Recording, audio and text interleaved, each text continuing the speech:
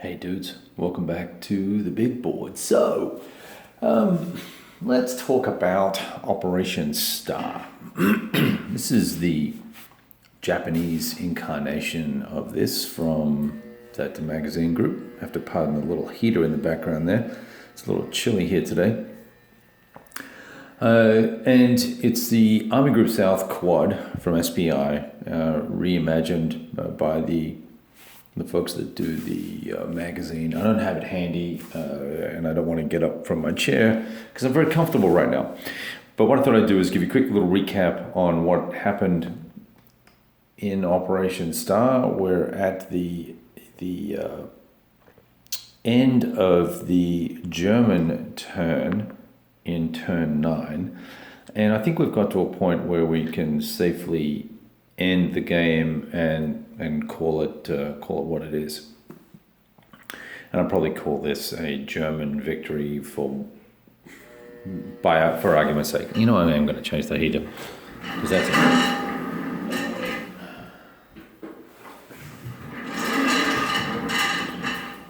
Okay, so where were we? Let's have a quick look at you can see the units fairly easily. It's your standard SPI game, but in this instance, the fonts are thicker and bolder, much easier to read than some of the old SPI games. The original SPI solution that came out had green, the Soviet dark green color, and then gray and black for the Germans. And so that all worked very nicely as well, because the Germans actually, the Soviets actually had white numerals on them, and they popped up pretty nicely. Here, even better, you've got this richer rich black coming out of this kind of peach color, which arguably is not very Soviet, but it gives you the feel. Map work is gorgeous. It adds another layer of richness to the game that you probably, if you're a huge SPI map fan, you're probably not going to like this as much because it doesn't conform to the I don't need more than 3 colors on a map rule that most SPI magazine game and SPI fans seem to have to adhere to. If it wasn't done Simonson's way, then it wasn't done right. I just take each one as it comes and decide whether or not they look particularly nice or not. So gameplay wise, really enjoyed the flow here. The 4 games that are in the module each come with their own separate little set of rules. There are only 2 pages, I think, 2.5 pages of special rules in this particular scenario. And there's been a little bit of criticism levied against this game for a couple of different reasons. And the primary one probably is this little bad boy right here. This rule here, where when the Soviets are in offensive mode, which is a state that they're in until you elect to not be in that state, which is done by these headquarters here have a offensive and defensive mode that you can flip them over to. Basically, let's see if I can actually read that now that I said the counters are so clear. Yeah, so see, it says off there. And then on the other side, it says defense, should say defense, right? And at some point, you can choose to be in defensive mode, and then that gives you some additional freedoms. But when you're in offensive mode, it's a way of enforcing some doctrine upon the Soviet player. And what that does with this these 3 arrows, and it's basically those 3 arrows, let me hold this up. Those 3 arrows are going to work out to be kind of like this on the map. More like that on the map. And what that's going to do to you is that's the only direction you can move in when you're moving freely. Nor can you disengage once you're in an enemy hex. Like here, enemy zone of control, you can't disengage. So that then means that the Soviet player really has to be thinking pretty hard about how he wants to handle his forces, where he's maneuvering, because you don't want to get in a situation like here where those 3 fairly hefty units, if I want to maneuver them over to the left of the board, I can't go in that direction. I can only go in that direction, and that direction, and that direction. They've been repulsed twice here. So I really would prefer now to try and go around, but because I can't go that way, it's kind of got me boxed in. So somewhat artificial. Clearly, someone would, some Soviet general, would take the 5 mile or 10 mile detour to get around in parentheses, a zone of control, right? Nevertheless, overall, it's one of the few games I've played recently where I've been on the edge of my seat thinking, oh, this time the Germans have had it. Oh, this time the Soviets have had it. Oh, this time the Germans have had it. And the ebb and flow of the game is really, really nice. There's a few special rules for the weather. These rivers are frozen for a period of time, and then they're not. That confers different movement cost and defensive benefits and things like that when it is either non-frozen or frozen.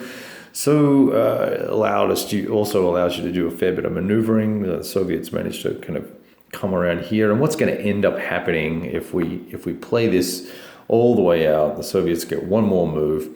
They'll probably be able to make a bit of a lunge around here and grab a few more VPs. But the two big VP locations, 50 points here, 35 points here, they're pretty much out of reach for the Soviet player. So they're not going to be able to capture those. That's 85 points. That's going to bring this down to a tactical victory for one side or the other. There are also VPs for killing bits. We didn't really keep very good track over the extended course of this play of the untried units, the losses. These little brigades, you get one VP for each one of those killed. And you could argue that I could just look at the reinforcement schedule and say, oh, that's what the points were. But there were turns when I didn't bring reinforcements in from that track because there wasn't as much activity going on in the Soviet side. So net, I would say it's going to end up about a wash. So the game arguably is relatively well balanced. I think there's probably a way if the maneuver here had been a little more thoughtful. So sitting back from the game a little bit, let's see if we can zoom out a bit. Sitting back here at turn 2 or 3 with some heavy guards, armor and other units, try and create a weakness here somewhere and then push in for the city or encircle the city sooner, I think is probably the only way that you can get these guys and get them isolated and try and reduce their effectiveness. Classic either West Wall or Victory in the West, system or Panzer Group Guderian system where the Zoks are locking for the Soviets, but they're actually not for the Germans. And your division, you're like this 3rd SS unit here, each of these counters make up the division. As you can see, they're fairly tattered, right? They've been at war a little bit, not as strong as you would normally expect to see a mechanized division. And factors, when they're stacked together like this, are all doubled. That's fairly typical of this type of game system. And doubled on defense and offense. And you can do overruns, so it's pretty straightforward vanilla stuff. You can skim through the rules. The main core rules for this clock in at 8 pages of rules. Very straightforward stuff. Some of the other games in the quad have air power in them, fortifications and entrenchments and things like that.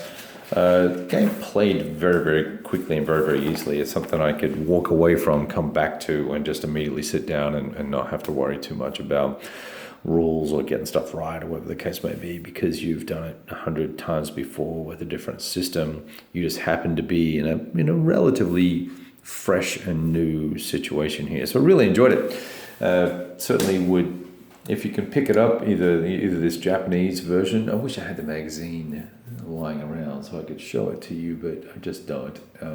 I had to move a bunch of stuff when I had people over. So here's what the original charts look like. These are the original charts for the game.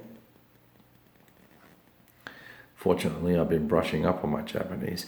Now, there's actually other copies here. I've got English versions, of everything. So, all in all, good little, fun little game. Fairly expensive, probably, to get hold of in the quad format. But if you're looking for it as an individual game, I think you can find copies floating around. I particularly like this iteration of it because all the reinforcements are laid out for you on the track, on the side of the map there, and it's easy, makes it very difficult to screw stuff up, even though I still managed to do that. I think I just flicked the camera around the wrong way. But there you go. All right, I thought I'd leave that with you. I'm going to wrap this bad boy up. There's no need to play the last two moves. Actually, the last two moves of the Soviets and the last move of the Germans. I think we're at a pretty good stopping point. And I will talk to you soon. I'm trying to wrap up some games so we can put some new stuff out. Talk to you soon.